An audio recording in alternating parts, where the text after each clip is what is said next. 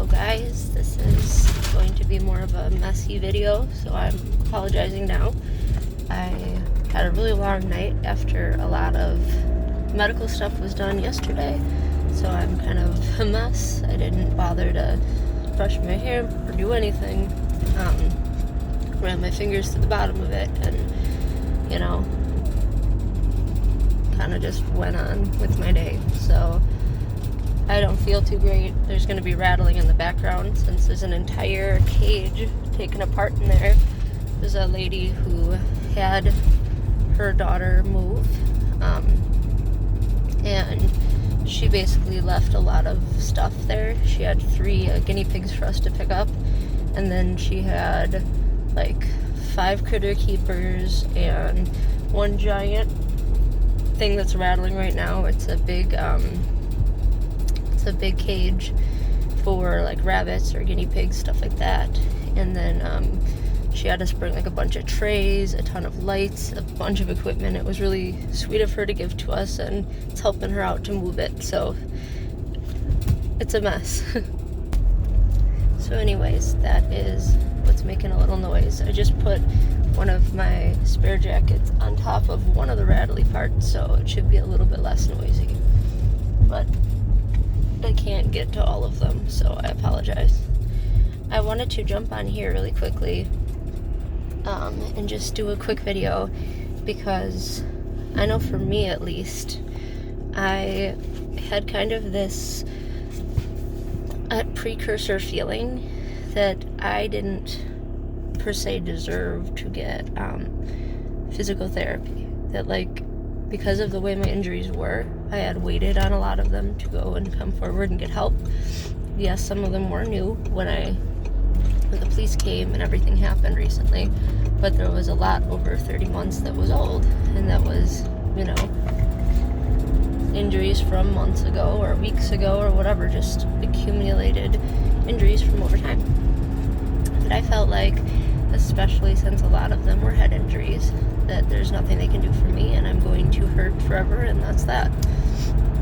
And I went to a few basic doctors that were, when I couldn't stand the pain anymore, kind of walked in, and I refused to take any narcotics or painkillers, so there's nothing they could really do for me, and they're just in an ER or a walk-in clinic, so there's not much they could do. So finally, I had a general care practitioner that I would go to occasionally, and I really did trust her. So I went to her and was honest, and I just set up an appointment in the middle of breaking down about all this. And I explained to her what was going on and how it's daily crippling pain, and I just feel so frustrated and nothing can be done. And she said, okay, you need a neurologist, because she gave me a full physical check. And she's like, there's a lot of injuries that I think they can figure out how to at least help minimize the pain and stop the injury from furthering itself. So I felt weird about it, but I went. And my doctor, his name is Dr. Clean. He is the best neurologist I've ever spoken with. He was helpful, informative. He had them check everything, literally everything you could imagine, just in depth. And he said, you need physical therapy. You need not only cranial sacral therapy, but you need other types of physical therapy for the neck trauma, the spine trauma, the shoulder. I have a torn muscle in my shoulder. It'll eventually need surgery because it's detrimental, but I need at least strengthening in that. And he said there are physical therapists that are very good. There are some that are great.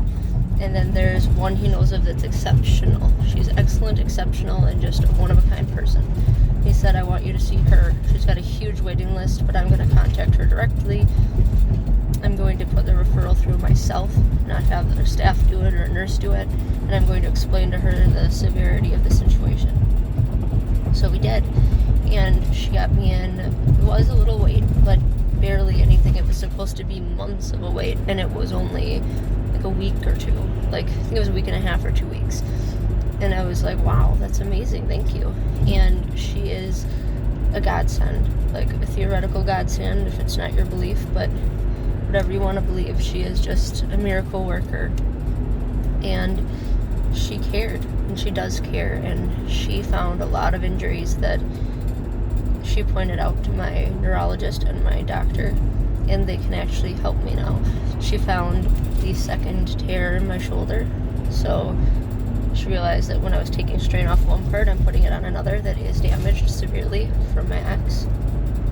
She found that, she said basically my scalp, my head, it should feel like loose, like it should be like a movable, posable muscle, like a bunch of muscles on top of your skull, and mine feel like a shower cap pulled over a bowling ball. She said there's so much stress and tension, and she said my body is always tighter than anybody's, like just about anyone's she's ever saw, because she said it's all like my body trained itself that all physical touch is going to hurt me, because for the last 30 months every physical touch did hurt and was severely damaging. It was, he had one drink too many or was in a bad mood because someone in his family said something to him or made a comment he didn't like, and he would, for sometimes a few hours straight, be punching me and hitting me and choking me and ripping out my hair and just awful things. And he's kicked me in the face, he's done crazy things, just awful things. And so my body, she said, is always, the muscles are just locked. She said the more she touches him, even with things that are like supposed to cause your muscles to like melt, to be like butter and relax, she said they'll like start for a fraction of a second to relax, and then boom, they lock again because they're so terrified that it's going to turn into pain.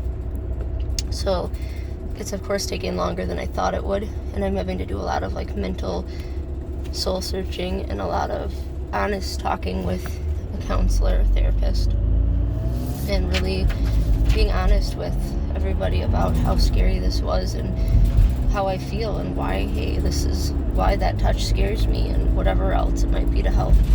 And she has not only been able to get me to the correct doctors so I can fix these problems, but she's able to strengthen me so before they get fixed, before it's serious surgery and everything else, it's at least tolerable, and the muscles are strengthened enough to where they can handle the surgery, which is amazing, because if my muscles were like chronically locked and then they tried to stitch them together, it would be fighting a locked up muscle and it would have been awful. So she's working on them so they're strengthened but also able to relax and trust touch again, so when I do get stuff done, it's actually as beneficial as possible. And I have so many things wrong, like with my skull and upper spine and neck and shoulder from my ex, that it was so overwhelming to find out. But she's actually given me some peace and some relief now that it's been a couple, of months of working with her.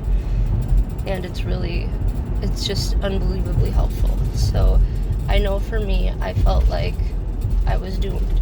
And I felt like, well, people who get physical therapy, they're older people or people who have like a disease like, Parkinson's disease, something awful that needs to be treated, they need to work on, or that have, a crippling accident where they lost full mobility in a leg or something. That's what I always pictured.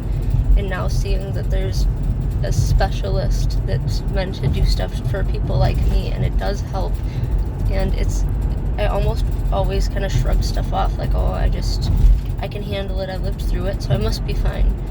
And she's making me take a second and be like, hey, look, I lived through something really awful, and it's okay to say that. I don't have to always be tough. I don't have to always be the one with the answers. I can say, hey, like, I went through something really awful, and my body is in a lot of pain, and it deserves to not be. And I deserve to not live the next 40 years suffering. And that's okay to take time to heal yourself, because I didn't ask for any of that hurt. And I tried to do everything else possible to lessen that hurt and make it better without using any resources. So I know a lot of people hate doctors or are scared of them. I am. And I went to, like I said, walk-in clinics and a couple of doctors, and it was just not helping. It was just not helpful at all. And I was really, really, like, down on myself. Like, wow, this is just stupid. And I'm actually coming here and talking, and they're just poo-pooing me away because I won't take a painkiller. And painkillers don't fix the problem, they mask the problem. They make you just not feel the issue, and then you're apt to hurt it even more. So that's frustrating, but it's worth finding a general care practitioner you really like. Be transparent. Tell them what's going on. Tell them what hurts. Tell them how you're hurting. Tell them how you feel. Be totally honest. And if you go and she recommends you to someone and they don't do anything for you, but you still feel strongly that you need to have this looked at and fixed, go back to your general care practitioner and explain that again. Talk to them again. Be honest about it, because there is help for you, whether it's from a concussion or whether it's from an accident or from somebody physically abusing you, whatever it is, from a sexual assault, there's help for you out there. And I always felt guilty using the resources because I felt like I didn't deserve it, because it's that negative self-talk that being in an abusive relationship really taught me to do it to myself. Because if I felt like, oh, well, I deserved to be hit, my ex went through a lot in life, and he can trust me to not give up on him, and he hits me because he believes that I won't give up on him and I'll be the one to help him through, so maybe I do deserve it. I was literally using every excuse to why I didn't deserve to heal and feel better, and why I did deserve to be broken and in the hospital left and right and battered because of this person. And it wasn't true, and it wasn't right. And when things went as far as they did, and if he sexually assaulted me, the injuries I obtained were detrimental, and they're still affecting me to this day. I still can't even explain how much it's affecting me. And I got so negative towards myself and so much negative self-talk that I didn't even realize how badly I was doing it at first. And then now that I've kind of moved forward and realized I didn't deserve it, and I deserve to be okay, and these resources are there for a reason. I went through something awful. I had broken bones and cuts and burns and permanent trauma and things that need surgery, and why shouldn't I get help? I was trying to help him, and I didn't do anything wrong to him. I've never hit him or done anything. I didn't even defend myself because I felt like if I did, he would kill me, because he was trying to kill me at the end. And why don't I deserve to feel better? So please, I know it's scary to go to a doctor, and you might, like me, you might run across a few that they're not the best, or they're not right for you, or they didn't give you the answers that you needed. But it's worth that tiny bit of extra effort, because it took, like I said, talking one more time to a general practitioner I trusted, and going to the next recommended person, and then it changed my life. So you do deserve help. You're worth it. You're worth the resources, the time. What you went through is it's not justifiable, and it is valid, and you deserve help.